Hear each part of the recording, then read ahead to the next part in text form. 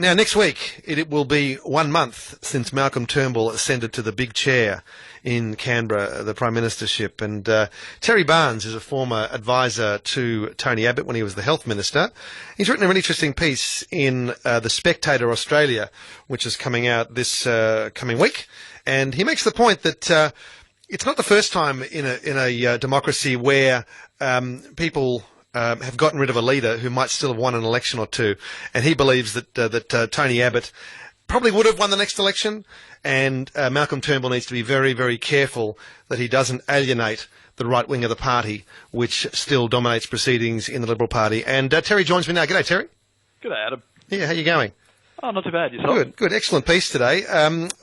You make the point about the 1992 British election where Neil Kinnock, the Labor leader, was looking like a winner, but in the end John Major knocked him off because you had this phenomenon, shy Tories who wouldn't necessarily tell pollsters how they were going to vote, and you think there's a new category of people shy Tony supporters. That's right. I think the one thing that's come out about Tony Abbott, especially with Malcolm Turnbull taking over, is that there's always this impression that Tony Abbott was on the nose, that he was very unpopular, that he was unfashionable, he was taking conservative positions on a whole range of issues.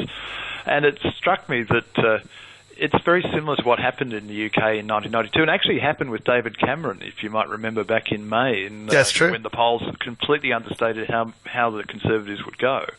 But there is probably a reservoir of electoral support out there for at least a small C Conservative Liberal leader like Abbott. You don't that you're supporting things that are unfashionable, particularly to, if you like, the mainstream media, and certainly to social media. So you don't necessarily want to go and say, "Hey, I'm a Tony Abbott supporter," because that's a bit like a guilty pleasure. Like a teenager with those magazines under the bed. You don't want to tell your mum about them. People still have magazines under the bed. They have their computers these days. But you make the point in the piece that Abbott was unpopular, but many grassroots Liberal supporters appreciated what he was trying to do. I just still can't really work out what he was trying to do myself. I mean, I think a lot of people struggle. I think the analogy is used. It's sort of like the dog that catches the car and thinks, "What do I do now with it?" And that was Tony Abbott coming into government.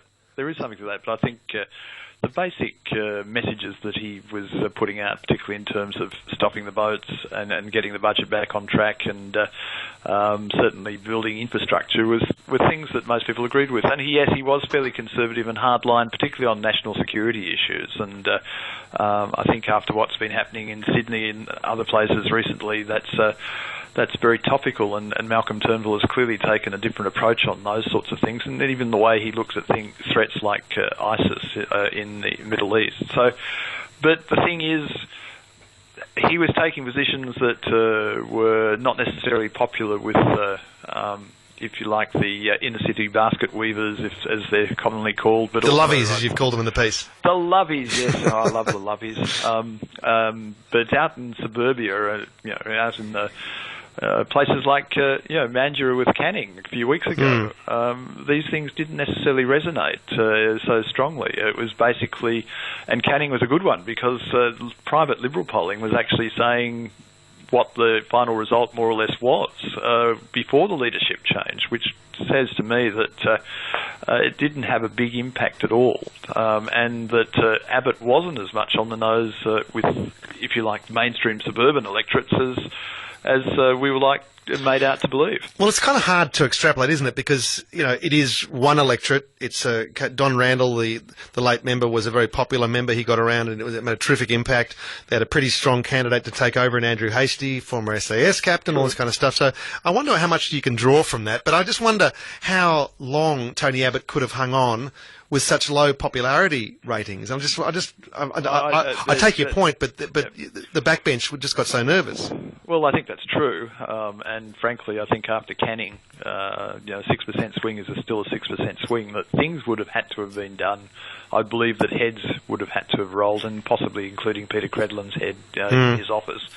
and that the government itself, the ministry needed to be reshuffled pretty badly. And to be honest, to give Turnbull his due, the reshuffle has worked pretty well. It's a nice blend of small L Liberals, the Progressives, as well as the Conservatives and Abbott supporters. And I think it's very good that some real talent has been recognised who didn't necessarily vote for Turnbull, like Western Australia's own Matthias Cormann is still there as Finance Minister, but Christian Porter, who voted for Abbott, has been catapulted into cabinet. And to be honest, Adam, I think Christian is a potential Prime Minister. You think so? Okay. Do you think I really think he's that good. Yeah. Yes. Now Terry Barnes, he used to advise Tony Abbott while he was the health minister, talking today about Malcolm Turnbull's position. Turnbull seems to have provided, I guess, a breath of fresh air, talking about in optimistic terms about the future of Australia. And there's precious little detail in terms of policy, but I think that certainly played well with the electorate. And I think Tony's problem was that he was tended to be reactive, a bit negative maybe, and telling us what was wrong without necessarily giving us a sense of optimism and purpose for the future. I don't disagree with you, Adam. I think the opportunity to sell the future was wasted to an extent by Tony Abbott and the people who advised him. And I think he was far too defensive about what he was doing and what he was achieving, and certainly wasn't very good at selling it.